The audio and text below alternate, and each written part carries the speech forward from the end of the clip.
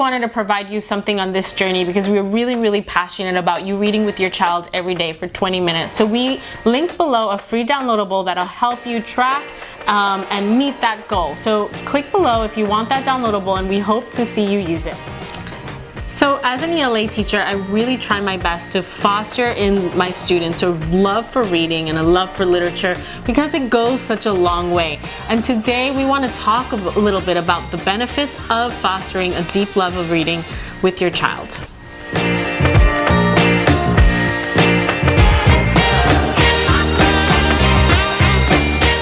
Mommies with Jen. I'm Vanessa. And I'm Samantha. And we make videos on how to teach, love, and care for your kids. So if you're interested in videos like this, go ahead, hit subscribe, ring the bell so that you never miss one again.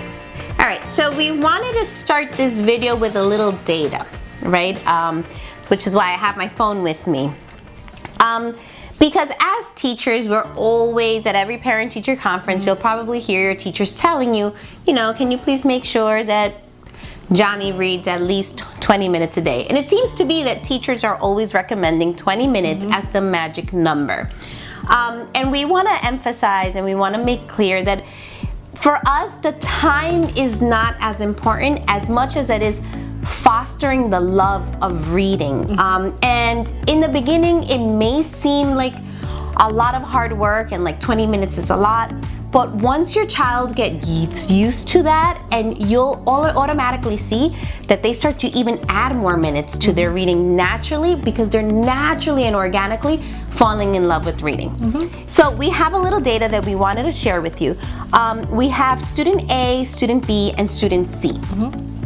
Student A is the student who reads at least 20 minutes a day.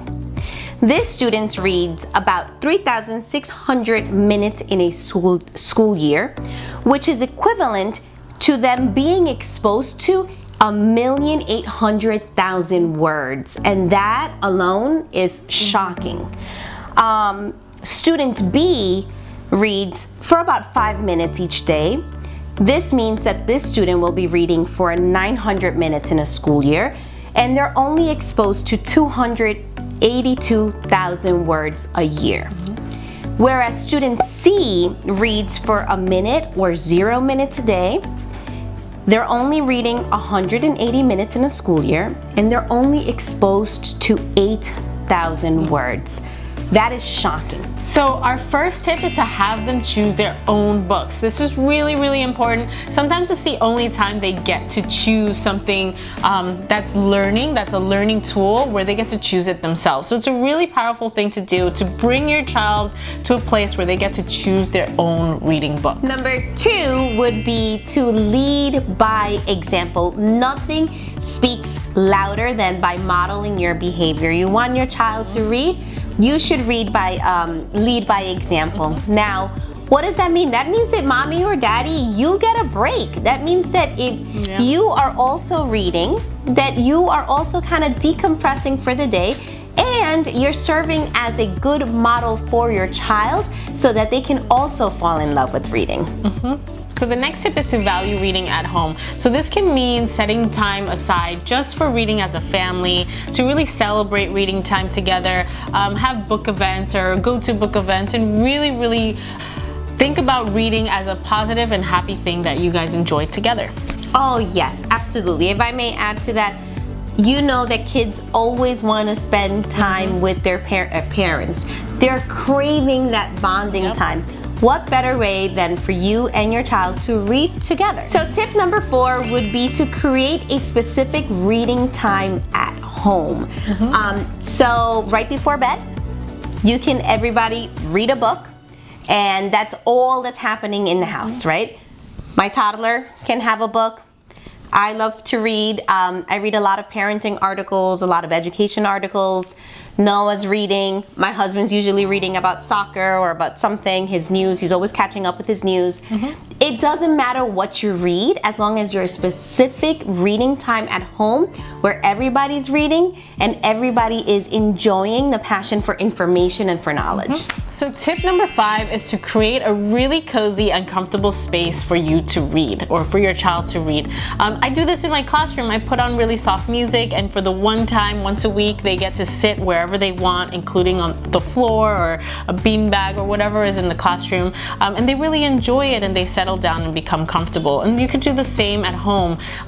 Make a little reading nook for them, or get them a comfortable chair, or maybe it's a blanket that they associate with reading time. Make it a really cozy and comfortable space for reading time. So tip 6 would be to visit the library. There is nothing more powerful and meaningful to a child than to visit the library. We've actually have been doing this a little more often. I kind of stopped for a while because everything was going on too hectic at home and I wasn't making time for it. And now that we're back, I love it. I love the reaction that the kids get when we step foot into the library and all you see is walls and walls filled with books. It's like Beauty and the Beast, that scene where she walks in and she sees all these books. I think that's how Jade actually feels. So she runs to her section and she'll take about 10 or 15 books at a time. She throws them all down on the floor. She sits, she reads, looks at the pictures, and Noah usually just goes away in the library and he's looking at books and he's enjoying his time there too. And we really encourage this even for your really young parents of young children. Ethan is 11 months old and he really loves the library, and there are so many events at the public library for even our young ones. There's Mother Goose Time where they do read alouds. So definitely visit your local library. So guys, our last tip, this brings us to our last tip today, which is to talk about reading. Share what you're reading with your child and have a conversation with them, and also ask questions from them about their book that they're reading. At this age or at any age, your children really, what they want to do is they want to have authentic conversations with you. They want to share with you what they learned. They want to learn about what you know. So have that conversation with them and build really healthy relationships with them. And that's another great benefit of reading. It can be used as bonding time between you and your child. Let us know what you think. Our idea is for children everywhere to fall in love with reading. And if reading for 20 minutes a day is something that you think you can do, we encourage you just so that they are constantly building their stamina, constantly learning new things from the books that they're reading. And go ahead, let us know what you think. What is it that you have at home to foster the love for reading? Don't forget to subscribe, to ring the bell, and to share our video.